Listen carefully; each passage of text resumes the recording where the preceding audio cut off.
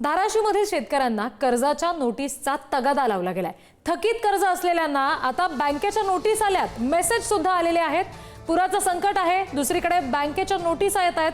ही दृश्य आपण बघतोय, जो मेसेज आलेला आहे शेतकऱ्यांच्या मोबाईलवर बँकेकडून तगादा लावला जातोय त्या संदर्भातला एक पुरावा। पुराचं संकट एकीकडे आहे शेतकऱ्यांच्या डोक्यावर आणि दुसरीकडे बँकेकडून सुद्धा आता नोटीस पाठवली जाते, मेसेजेस पाठवले जात आहेत। खात्याला होल्ड बी टाकलं 4 आठवणे कुणी यायचं 10-5 रुपये ते बी बंद करून टाकली। का शेतात आता काय राहिलंच नाही, काही शेतात तर काय शेतातलं आता आणि कशानं कर्ज हे भरायचं।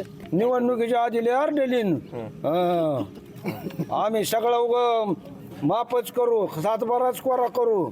आता कुठे जाऊन बसलेत आता काय माहिती। भारतीय स्टेट बँकेनं आम्हाला प्रेमपत्र पाठवलेलं आहे की कर्ज भरा म्हणून। आता सोयाबीनचं तर पीक 100% गेलेलं आहे। शेतकरी एकतर मराठ्या अवस्थेमध्ये आहे आणि ह्याच्यात बँकेच्या अशा नोटीस आहेत त्या। SBI बँकेने शेतकऱ्याचे खाते होल्ड केलेले आहेत। त्यांचे समजा 4 पैसे घरकुलाचे पैसे किंवा शेतकऱ्याची पगार असेल ते सुद्धा पैसे बँक देत नाही। परिस्थिती काय राहिलीच नाही की उत्पन्नच नाही तर भरतील कशाहून? काय भरण्याचं साधन काय? अहो पूर्ण वाहून गेलं आणि काय भरे भरायसारखी परिस्थिती नाही। ही नोटीस आलं त्या लोक चिंतेत आहे, ते भरायचं कशाना? हे ओला दुष्काळ जाहीर करावं लागतंय, कर्जमाफी करावं लागते। हे जनतेवर संकट आहे मोठं।